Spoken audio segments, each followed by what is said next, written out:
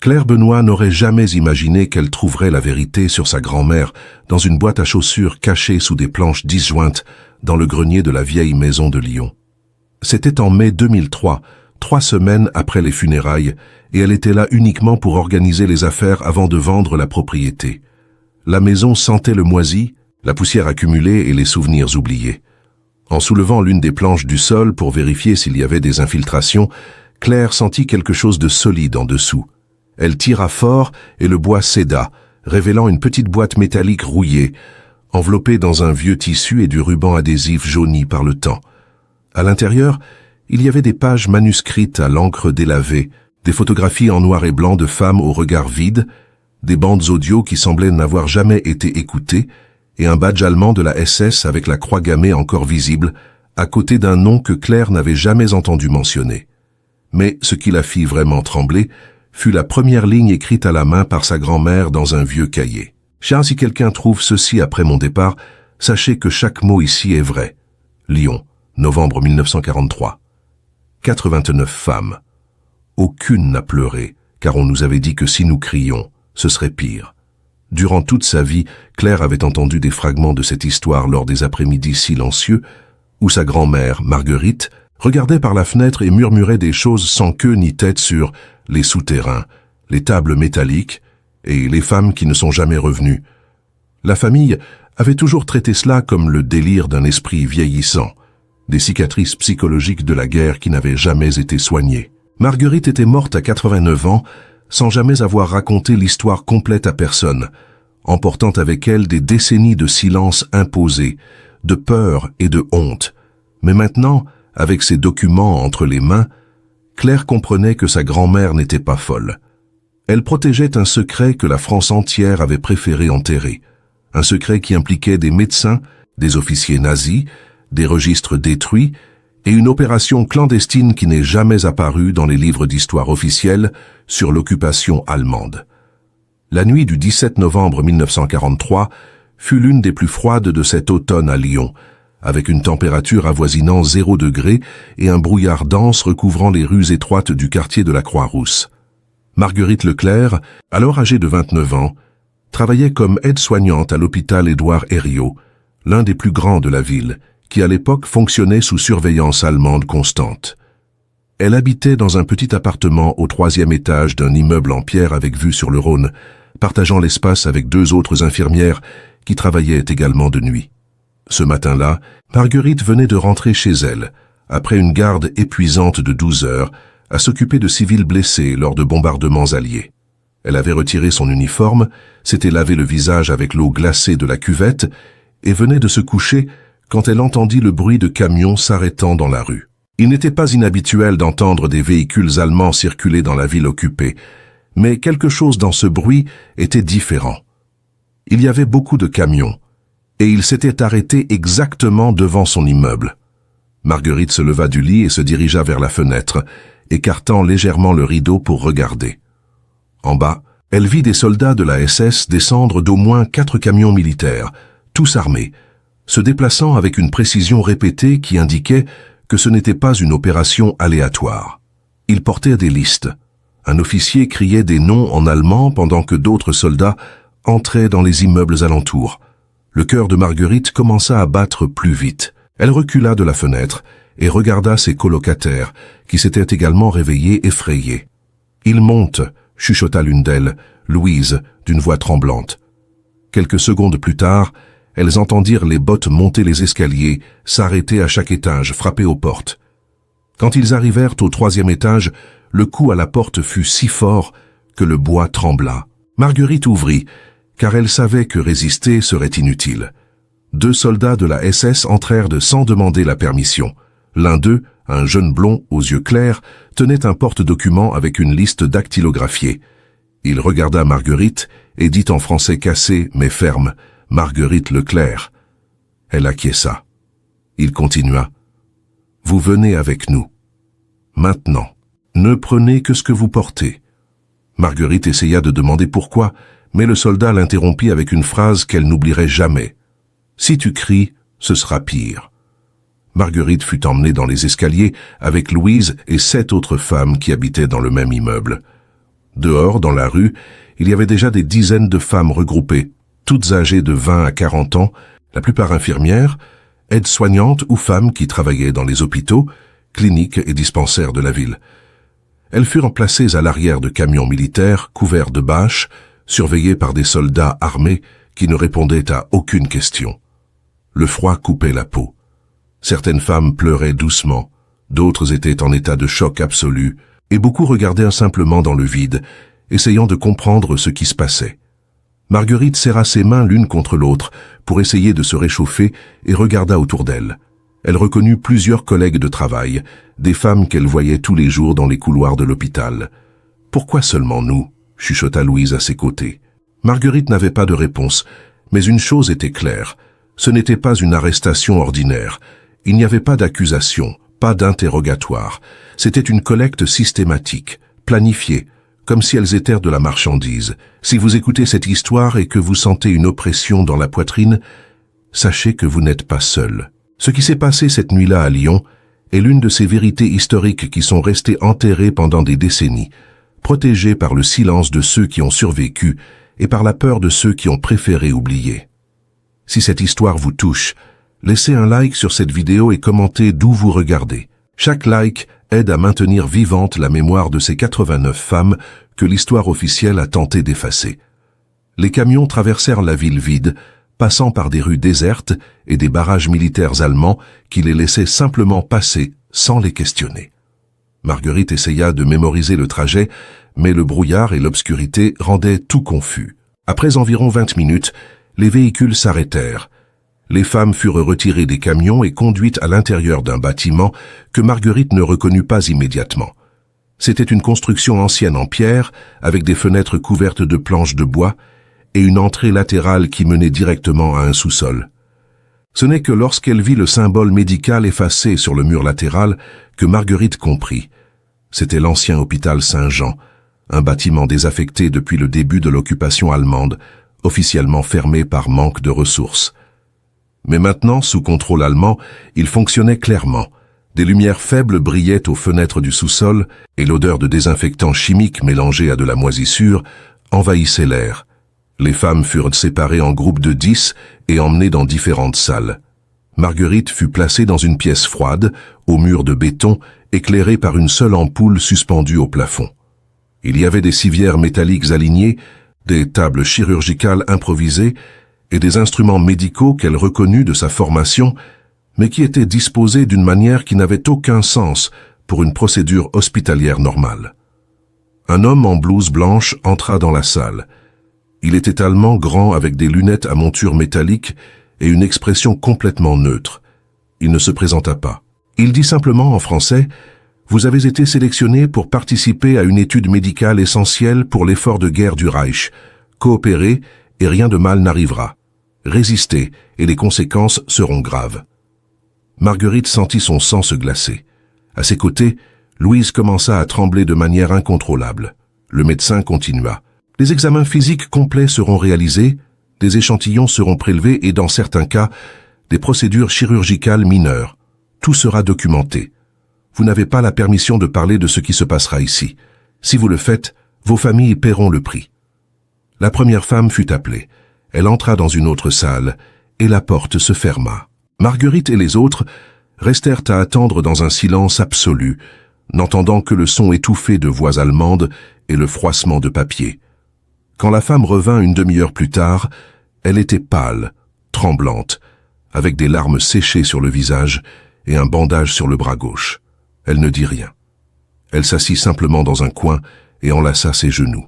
C'est à ce moment-là que Marguerite comprit la gravité de ce qui se passait. Ce n'était pas un interrogatoire, ce n'était pas une arrestation politique, c'était quelque chose de bien pire. Et elle était piégée là, avec 98 autres femmes françaises, dans un hôpital clandestin contrôlé par la SS, où des médecins nazis réalisaient des expériences qui ne seraient jamais officiellement enregistrées, dans un sous-sol de la ville, que le monde entier allait prétendre n'avoir jamais existé. Marguerite ne savait pas cette nuit-là, mais ce qui était sur le point de se passer dans les semaines suivantes serait si brutal que beaucoup des 89 femmes capturées ne pourraient plus jamais en parler. Certaines deviendraient folles, d'autres disparaîtraient sans laisser de traces. et les rares qui ont survécu, comme elle, gardèrent le secret pendant des décennies, jusqu'à ce que la vérité finisse par émerger. Qu'ont fait les médecins allemands dans ce sous-sol? Pourquoi ces femmes ont-elles été choisies? Et comment la France a-t-elle réussi à cacher cette opération pendant si longtemps? Les réponses se trouvent dans les pages que Marguerite a laissées derrière elle, et elles sont plus troublantes que n'importe quelle fiction pourrait l'imaginer. Dans les 3 jours qui suivirent cette nuit de novembre, Marguerite et les 88 autres femmes furent maintenues dans le sous-sol de l'ancien hôpital Saint-Jean sous surveillance constante. Il n'y avait pas de fenêtre, pas d'horloge. Le temps était devenu une abstraction mesurée uniquement par les repas clairsemés, servis 1 fois par jour. Du pain dur, une soupe claire de pommes de terre et de l'eau tiède dans des timbales métalliques cabossées. Les femmes dormaient sur de minces matelas éparpillés sur le sol d'une grande salle humide, éclairée seulement par des ampoules faibles qui n'étaient jamais éteintes. Le froid était pénétrant, et beaucoup d'entre elles attrapèrent des rhumes qui évoluèrent rapidement en fièvre. Mais aucune ne recevait de traitement. C'était une ironie cruelle. Des infirmières et aides-soignantes, formées pour soigner les malades, étaient maintenant elles-mêmes malades et abandonnées dans un hôpital qui fonctionnait comme une prison. Marguerite passa les premiers jours à observer tout avec une attention clinique, essayant de comprendre la logique derrière cette opération. Elle remarqua que les médecins allemands qui circulaient dans le sous-sol étaient tous civils, pas militaires, bien qu'ils soient clairement sous le commandement de la SS. Ils portaient des blouses impeccablement blanches, tenaient des porte-documents avec des notes en allemand et parlaient entre eux à voix basse, toujours sur un ton technique, dépourvu de toute émotion. Marguerite reconnut des instruments médicaux qu'elle n'avait vus que dans les livres, des seringues de gros calibre, des équipements de radiographie portable, des bistouris chirurgicaux de précision et des flacons en verre contenant des liquides transparents qu'elle ne pouvait pas identifier. Il y avait également une salle séparée, verrouillée, d'où provenaient des bruits métalliques et parfois des cris étouffés. Personne n'entrait dans cette salle et n'en ressortait le même jour. Quand elle revenait, c'était sur des civières, inconscientes ou semi-conscientes, avec des bandages sur différentes parties du corps et des expressions de douleur qu'aucune morphine ne semblait soulager. Le 4e jour de captivité, Marguerite fut appelée pour la 2e fois. Elle fut conduite par un soldat jusqu'à une petite salle bien éclairée, où un médecin allemand d'âge moyen, aux cheveux grisonnants et une fine cicatrice sur le front, attendait assis derrière une table métallique. Il lui fit signe de s'asseoir. Il y avait un dossier médical devant lui, avec son nom écrit en lettres gothiques. Le médecin parlait français couramment, sans accent. Marguerite Leclerc, 29 ans, aide-soignante à l'hôpital Édouard Herriot, depuis 1939. Vous avez une formation en administration d'injections intraveineuses et en soins post-opératoires, n'est-ce pas? Marguerite hésita, mais acquiesça. Le médecin continua, notant quelque chose dans le dossier. Votre historique médical indique que vous avez eu la rougeole à 7 ans. Une fracture du poignet à 15 ans et aucune chirurgie depuis. Vos dernières menstruations remontent à 10 jours. Cette information est-elle correcte? Marguerite sentit un frisson lui parcourir l'échine. Comment avait-il accès à des informations aussi détaillées sur elle? Le médecin n'attendit pas de réponse. Il appela une infirmière allemande qui était dans la pièce adjacente et dit « Préparation complète. Échantillon sanguin. Urine. Mesure de la température corporelle et radiographie du thorax. Ensuite, isolement en salle C. » Marguerite fut soumise à une série d'examens invasifs qui durèrent près de 2 heures. Ils prélevèrent du sang des 2 bras, collectèrent des échantillons d'urine, mesurèrent sa température rectale, prirent des radiographies de son thorax et de son abdomen et effectuèrent un examen gynécologique complet, sans aucune anesthésie ni préparation émotionnelle. Elle essaya de garder son calme, mais l'humiliation et la douleur étaient insupportables. Quand elle fut finalement libérée, elle fut emmenée dans une salle différente, plus petite, isolée des autres femmes. Il n'y avait qu'un mince matelas au sol, un seau pour les besoins physiologiques et une faible ampoule au plafond. Marguerite demanda au soldat qui l'escortait pourquoi elle était séparée des autres. Il ne répondit pas. Il verrouilla simplement la porte et partit. Elle resta seule dans cette pièce pendant 2 jours entiers, sans savoir ce qui se passait dehors, sans nouvelles des autres femmes, sans nourriture à part un morceau de pain et de l'eau 1 fois par jour. L'isolement était calculé. Il faisait partie du processus, brisé psychologiquement avant toute procédure physique. Le 6e jour, Marguerite fut finalement retirée de la salle d'isolement et emmenée dans ce que les Allemands appelaient la salle de procédure. C'était une vaste pièce avec 4 civières métalliques disposées côte à côte, toutes équipées de sangles en cuir pour attacher les poignets et les chevilles. Il y avait une table chirurgicale au centre, couverte d'instruments stérilisés, et un grand réflecteur chirurgical suspendu au plafond. 3 médecins allemands étaient présents, tous portant des masques chirurgicaux et des gants en caoutchouc. L'un d'eux, le même qui avait examiné Marguerite quelques jours auparavant, pointa vers l'une des civières. « Allongez-vous. » Marguerite obéit, car elle savait que résister serait inutile. Ils attachèrent ses poignets et ses chevilles avec les sangles en cuir, les serrant jusqu'à ce qu'elle ne puisse plus bouger. Le médecin s'approcha, tenant une grande seringue remplie d'un liquide clair. « Ceci est un composé expérimental, » dit-il, avec la même voix neutre et technique qu'auparavant. « Nous testons son efficacité à supprimer les réactions inflammatoires dans les tissus humains après un traumatisme chirurgical. Vous pourriez ressentir une chaleur intense, des nausées et une désorientation temporaire. C'est normal. » Marguerite essaya de demander ce qu'ils injectaient exactement, mais avant qu'elle ne puisse parler, elle sentit l'aiguille percer la peau de son bras gauche et le liquide glacé entrer dans sa circulation sanguine. La réaction fut presque immédiate. Marguerite sentit une vague de chaleur insupportable monter le long de son bras, se propager dans sa poitrine et envahir tout son corps. Son cœur s'accéléra violemment, comme s'il était sur le point d'exploser. Elle commença à transpirer froid, sa respiration devint courte et haletante, et sa vision commença à se troubler. Elle essaya de crier, mais sa gorge était trop sèche. Les médecins observaient attentivement, notant tout sur leur porte-documents, mesurant sa fréquence cardiaque, vérifiant la dilatation de ses pupilles, chronométrant le temps qu'il fallait pour que les symptômes atteignent leur apogée. L'un d'eux murmura quelque chose en allemand, et un autre acquiesça, écrivant rapidement. Marguerite perdit la notion du temps. Elle ne savait pas si des minutes ou des heures s'étaient écoulées.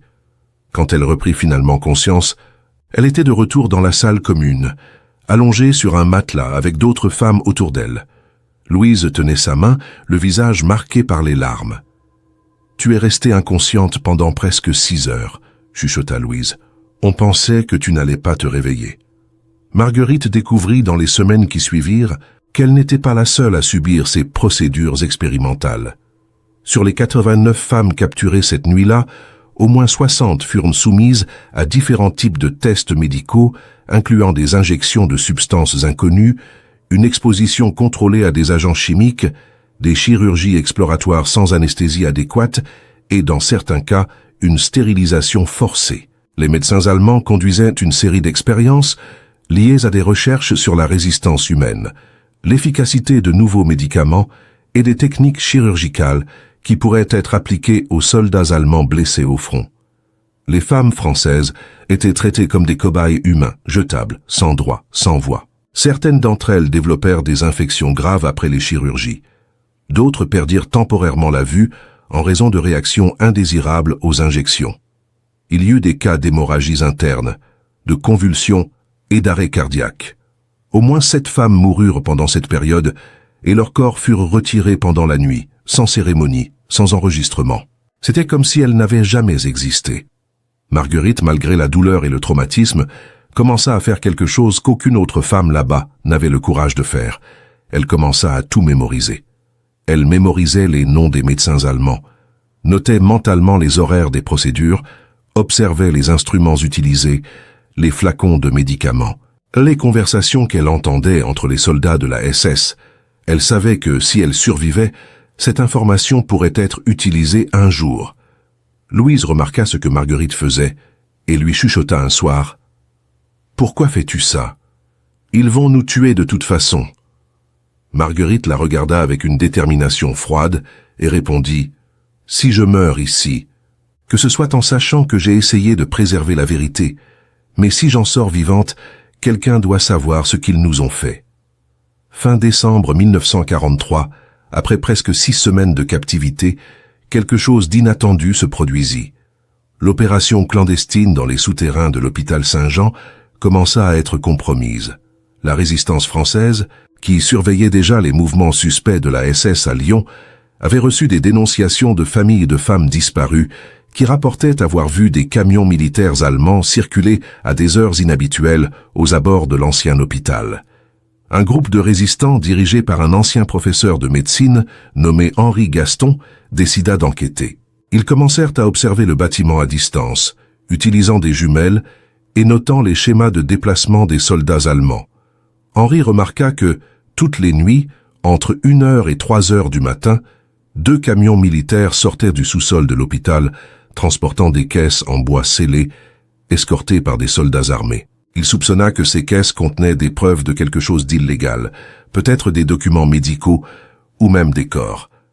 Henri partagea ses observations avec d'autres membres de la résistance, dont une agent de renseignement nommée Simone Fournier, qui avait des connexions avec des agents britanniques du SOE, Special Operations Executive. Simone réussit à envoyer un message codé à Londres, rapportant la situation et demandant des directives. La réponse arriva 2 semaines plus tard. Confirmer la nature de l'opération, documenter si possible, éviter tout affrontement direct.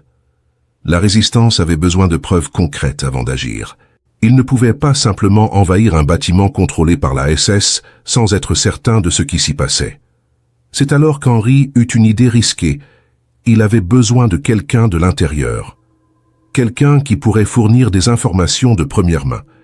Et la seule façon d'y parvenir serait d'infiltrer quelqu'un dans l'hôpital ou d'établir un contact avec l'une des prisonnières. L'opportunité se présenta de manière inattendue. L'une des infirmières allemandes, qui travaillait dans le sous-sol de l'hôpital, une femme de 35 ans nommée Greta Müller, avait commencé à montrer des signes d'inconfort moral face à ce qu'elle voyait. Greta n'était pas membre de la SS.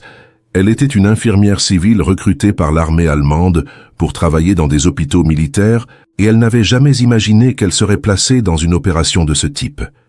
Elle voyait des femmes souffrir, crier, mourir, et les médecins traitaient tout cela avec une froideur clinique qui la dégoûtait. Un soir, alors qu'elle apportait de la nourriture aux prisonnières, Greta croisa le regard de Marguerite. Ce fut un moment bref, mais suffisant pour que Marguerite perçoive quelque chose de différent chez cette femme. Marguerite prit un risque. Elle attendit que Greta passe à nouveau près d'elle et chuchota en allemand, une langue qu'elle avait apprise superficiellement pendant sa formation à l'hôpital. « Aidez-nous, s'il vous plaît. Vous n'êtes pas comme eux. » Greta se figea. Elle regarda autour d'elle, vérifiant si quelqu'un avait entendu. Puis, sans rien dire, elle quitta rapidement la salle. Marguerite pensa qu'elle avait commis une erreur fatale. Mais 3 jours plus tard, Greta revint. Cette fois, en passant près de Marguerite, elle laissa discrètement tomber un petit morceau de papier plié sur le sol. Marguerite attendit d'être seule pour ramasser le papier et le lire. Il était écrit en français d'une écriture tremblante « Je veux aider. Mais je ne sais pas comment, de quoi avez-vous besoin ?» Marguerite sentit un mélange d'espoir et de terreur. C'était la chance qu'elle attendait, mais c'était également extrêmement dangereux. Si elles étaient découvertes, toutes 2 seraient exécutées immédiatement. Marguerite écrivit une réponse courte au dos du papier, utilisant un petit morceau de charbon qu'elle avait gardé. Nom des médecins, documents, tout ce qui prouve ce qui se passe ici. Elle rendit le papier à Greta de la même manière, le laissant tomber au sol lors de la distribution de nourriture le lendemain. Greta commença à aider discrètement. Elle réussit à copier certains documents médicaux qui étaient archivés dans une salle verrouillée, incluant des fiches de patientes avec des notes sur les procédures réalisées, les dosages de médicaments expérimentaux et des rapports d'autopsie de femmes décédées pendant les tests. Elle cachait ces papiers dans son uniforme et les remettait à Marguerite dès que possible. Marguerite, de son côté, cachait les documents à l'intérieur du matelas où elle dormait, les enroulant dans des morceaux de tissu pour les protéger de l'humidité.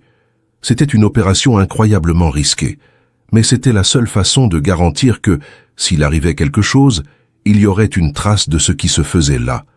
Greta fournit également des informations cruciales sur la structure de commandement de l'opération. Elle révéla que le médecin-chef responsable des expériences était un homme nommé Dr Klaus Reinhardt, un spécialiste en pharmacologie qui avait travaillé auparavant à Berlin et qui répondait directement à un officier de la SS appelé Sturmbannführer Otto Leiber. Les documents que Greta copiait révélaient l'ampleur horrifiante de ce qui se passait dans les souterrains. Il y avait des fiches détaillant des injections de substances toxiques testées sur des femmes en bonne santé pour mesurer leur résistance physiologique.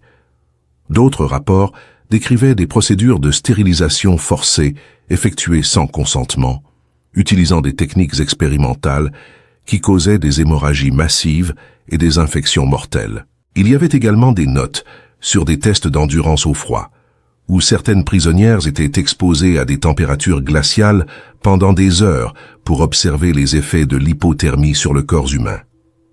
Chaque document que Marguerite recevait la remplissait d'une rage froide et déterminée. Elle savait maintenant avec certitude que ce qu'elle vivait n'était pas simplement de la brutalité de guerre, mais des crimes médicaux systématiques qui violaient toutes les lois de l'humanité. Pendant ce temps, à l'extérieur, Henri et la résistance continuaient à surveiller l'hôpital. Ils avaient réussi à soudoyer un chauffeur allemand qui effectuait des livraisons de fournitures médicales au bâtiment, et ce chauffeur confirma qu'il y avait des prisonnières françaises maintenues dans le sous-sol. L'information était suffisante pour justifier une action plus directe. Henri planifiqua une opération de sauvetage pour début janvier 1944 qui impliquerait une attaque coordonnée contre l'hôpital pendant le changement de garde des soldats allemands, quand la surveillance était plus faible. Simone Fournier obtint également l'accord de Londres pour fournir un soutien logistique limité, incluant des armes et des explosifs qui seraient parachutés dans une zone sécurisée à l'extérieur de la ville. La résistance savait qu'il n'aurait qu'une seule chance.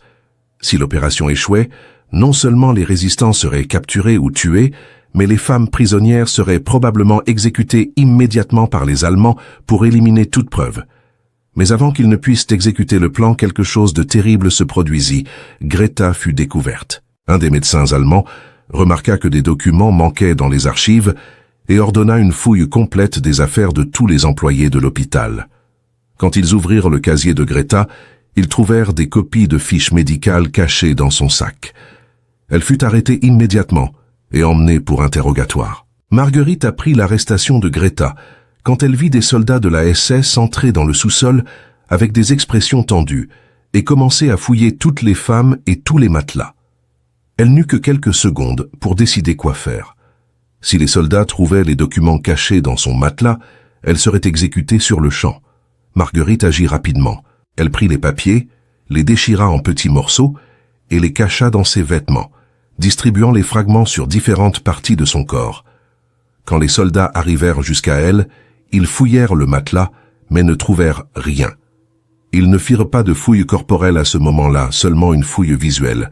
Marguerite fut épargnée, mais Greta n'eut pas la même chance. Greta fut emmenée dans une salle séparée, et dans les heures qui suivirent, les femmes entendirent des cris provenant de cette direction. Greta fut torturée pour révéler s'il y avait des complices parmi les prisonnières. Elle ne dénonça jamais Marguerite.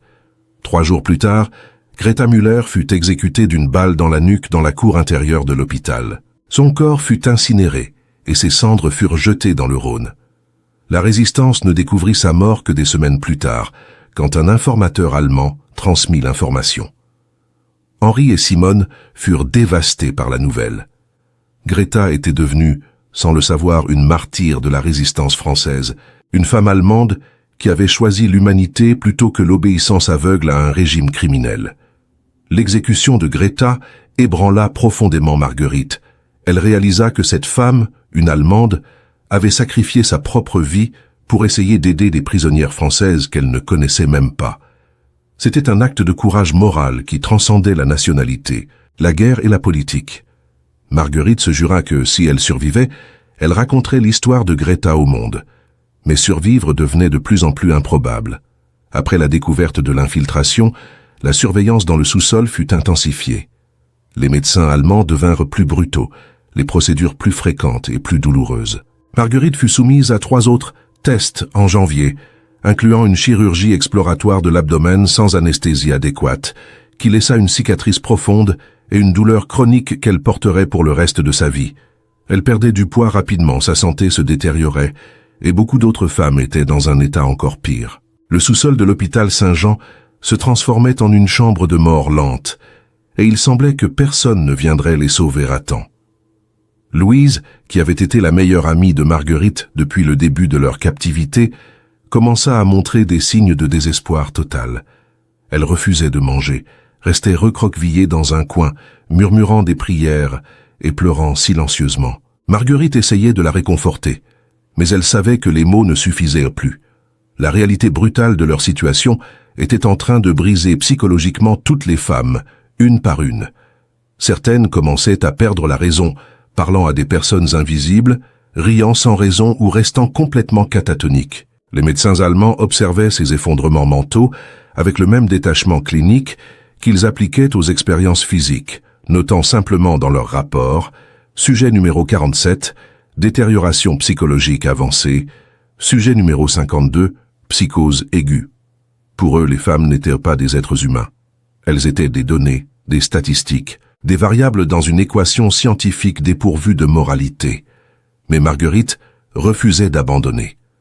Chaque nuit, allongée sur son matelas dans l'obscurité glaciale du sous-sol, elle répétait mentalement les noms des médecins, les dates des procédures, les détails de chaque torture qu'elle avait subie ou vue. Elle transformait sa mémoire en un registre vivant, un témoignage que personne ne pourrait effacer tant qu'elle resterait en vie.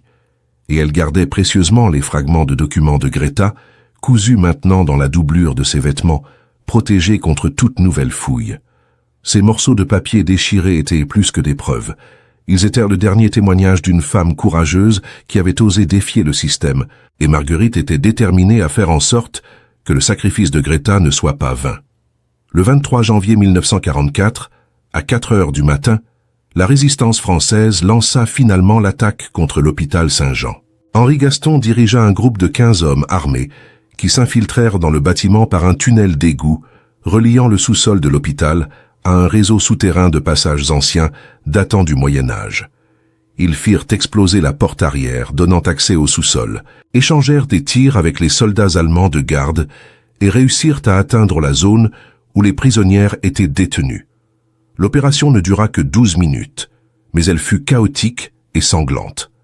3 soldats allemands furent tués, 2 membres de la résistance furent blessés et le docteur Klaus Reinhardt fut capturé vivant alors qu'il tentait de détruire des documents dans une salle d'archives. Les 82 femmes encore en vie dans le sous-sol, dont Marguerite, furent évacuées en urgence et emmenées vers des refuges secrets contrôlés par la résistance dans différents quartiers de la ville. Marguerite était si faible qu'elle pouvait à peine marcher seule. Louise et une autre femme la portèrent à travers les tunnels sombres et humides jusqu'à ce qu'elles arrivent à une maison sûre dans le quartier du Vieux-Lyon, où des médecins français de la résistance commencèrent à traiter les blessures, les infections et les traumatismes des survivantes. Mais le traitement physique n'était que le début. Le traumatisme psychologique était profond et, pour beaucoup de ces femmes, irréversible. Certaines ne pouvaient plus parler. D'autres se réveillaient en hurlant au milieu de la nuit, revivant les horreurs du sous-sol. Marguerite passa 3 semaines en convalescence, mais même après avoir retrouvé une partie de sa force physique, elle savait qu'elle ne serait plus jamais la même. La torture médicale qu'elle avait subie avait laissé des séquelles permanentes. Des douleurs chroniques, des cicatrices profondes et une peur constante des médecins et des hôpitaux qui l'accompagneraient pour le reste de sa vie. Mais elle savait aussi qu'elle possédait quelque chose que les Allemands ne voulaient pas voir exister. La mémoire et des preuves. Les documents que Greta avait copiés et que Marguerite avait conservés en fragments dans ses vêtements pendant le sauvetage furent remis à Henri Gaston.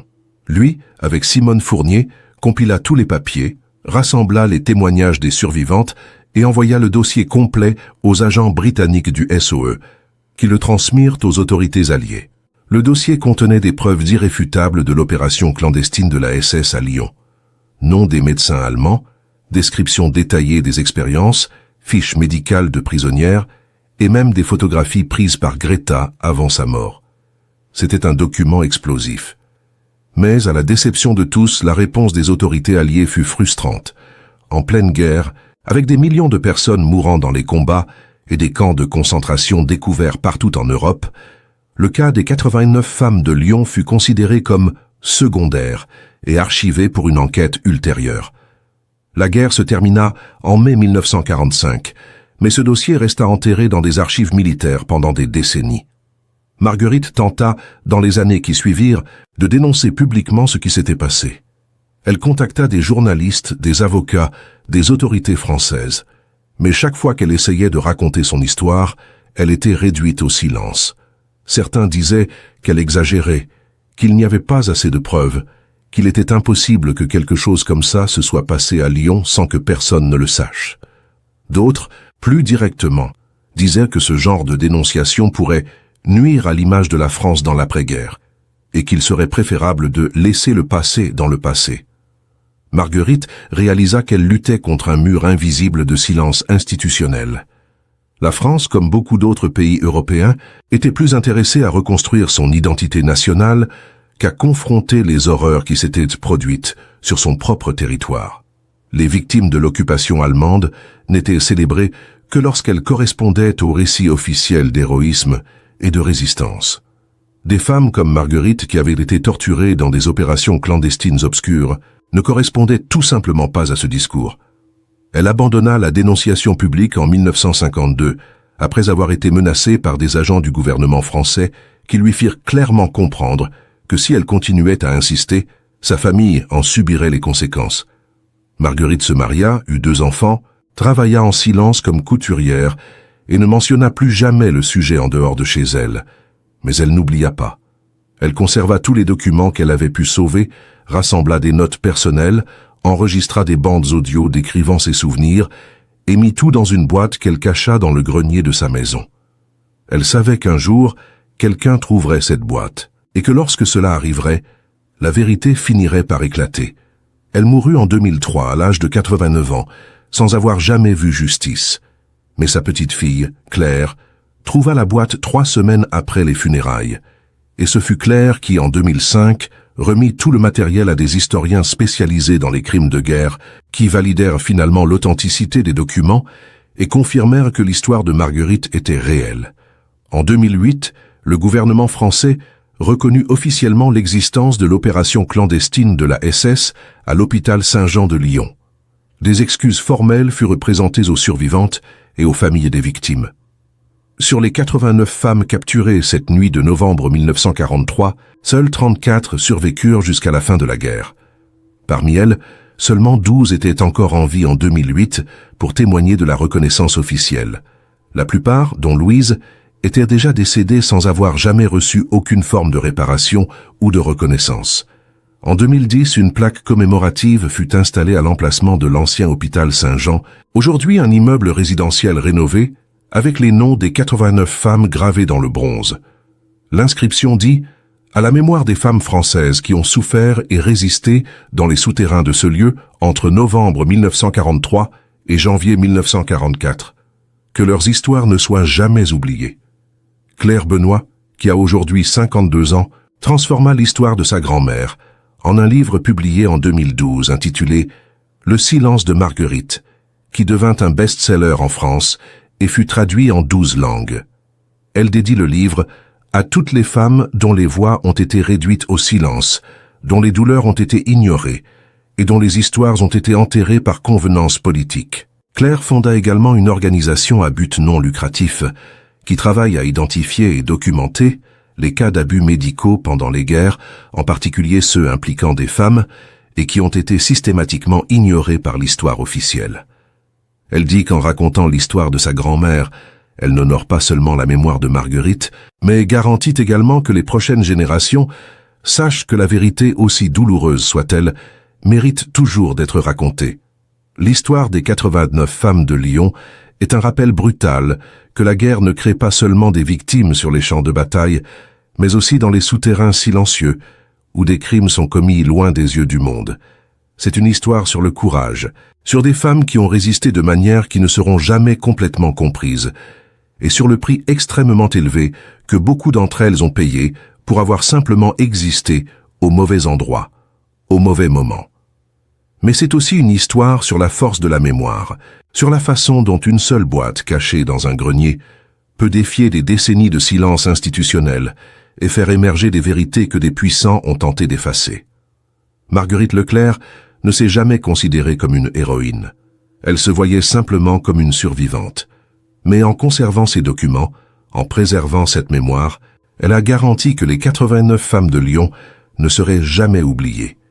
et que la phrase « si tu cries, ce sera pire », qui fut un jour utilisée pour les réduire au silence, sert aujourd'hui de cri collectif qui résonne à travers l'histoire. Plus jamais. Cette histoire n'est pas une fiction. Ce n'est pas un scénario inventé pour choquer ou émouvoir. C'est la vérité brute de ce qui s'est passé à Lyon, en novembre 1943, dans les souterrains d'un hôpital que le monde a préféré oublier. 89 femmes françaises ont été arrachées à leur maison en pleine nuit, torturées au nom de la science, réduites au silence par la peur, et leurs histoires ont été enterrées pendant 60 ans par un système qui trouvait plus commode d'ignorer leur douleur que de reconnaître la vérité. Marguerite Leclerc et les autres survivantes ont porté ce fardeau dans le silence, attendant qu'un jour, quelqu'un ait le courage de raconter ce qu'elles ont vécu. Aujourd'hui, en écoutant cette histoire, vous faites partie de ceux qui refusent que ces femmes soient oubliées. Vous devenez un gardien de leur mémoire. Chaque fois que nous choisissons de nous souvenir, chaque fois que nous refusons de laisser l'histoire officielle effacer les victimes invisibles, nous rendons justice à celles qui n'ont jamais pu parler. Ces femmes n'ont pas eu de voix pendant des décennies. Mais maintenant, grâce à vous qui avez écouté jusqu'au bout, leur histoire continue de vivre. Et c'est exactement ce qu'elles auraient voulu, que la vérité ne soit jamais oubliée, peu importe combien de temps il faut pour qu'elle émerge. Si cette histoire vous a touché, si elle vous a fait réfléchir sur l'importance de préserver la mémoire des injustices du passé, prenez un instant pour laisser un like sur cette vidéo. Ce simple geste aide à faire en sorte que ce récit atteigne d'autres personnes qui, comme vous, croient que chaque victime mérite d'être entendue. Abonnez-vous à cette chaîne pour découvrir d'autres histoires vraies, puissantes et souvent oubliées qui méritent d'être racontées. Activez la cloche de notification pour ne manquer aucune de ces histoires qui changent notre façon de voir l'histoire. Et surtout, laissez un commentaire. Dites-nous d'où vous regardez cette vidéo. Dites-nous ce que cette histoire a éveillé en vous. Avez-vous déjà entendu parler de ce qui s'est passé à Lyon en 1943? Connaissez-vous d'autres histoires de femmes dont la souffrance a été effacée des livres d'histoire? Vos mots ont du pouvoir. Chaque commentaire est une déclaration que ces femmes comptent, que leur douleur n'était pas vaine, et que nous refusons de laisser le silence l'emporter. Votre voix, ajoutée à celle des milliers d'autres qui écoutent cette histoire, devient un cœur qui résonne à travers le temps. L'histoire de Marguerite et des 88 autres femmes nous rappelle que le courage ne se trouve pas toujours sur les champs de bataille ou dans les actes héroïques visibles. Parfois, le courage se trouve dans le simple fait de survivre, de se souvenir et de garder précieusement la vérité en attendant que quelqu'un veuille bien l'écouter. Marguerite a caché cette boîte dans son grenier en sachant qu'elle ne verrait peut-être jamais justice de son vivant. Mais elle a eu foi en l'avenir. Elle a cru qu'un jour, quelqu'un trouverait ses documents, croirait son histoire et la partagerait avec le monde. Aujourd'hui, vous êtes cette personne. Vous êtes celui ou celle qui donne un sens à son sacrifice. Alors ne laissez pas cette histoire s'arrêter ici. Partagez cette vidéo avec vos proches, vos amis, votre famille. Faites en sorte que l'histoire des 89 femmes de Lyon continue de se propager, qu'elle traverse les frontières, les générations, et qu'elle serve de rappel constant que la vérité, aussi douloureuse soit-elle, doit toujours être racontée. Car tant qu'il y aura des gens comme vous pour écouter, pour se souvenir et pour refuser le silence, ces femmes ne seront jamais vraiment oubliées. Leur mémoire vit en vous. Et ensemble, nous nous assurons que plus jamais de telles horreurs ne seront enterrées dans l'ombre. Merci d'avoir écouté, merci de vous souvenir. Et merci de faire partie de ceux qui refusent que l'histoire efface les invisibles.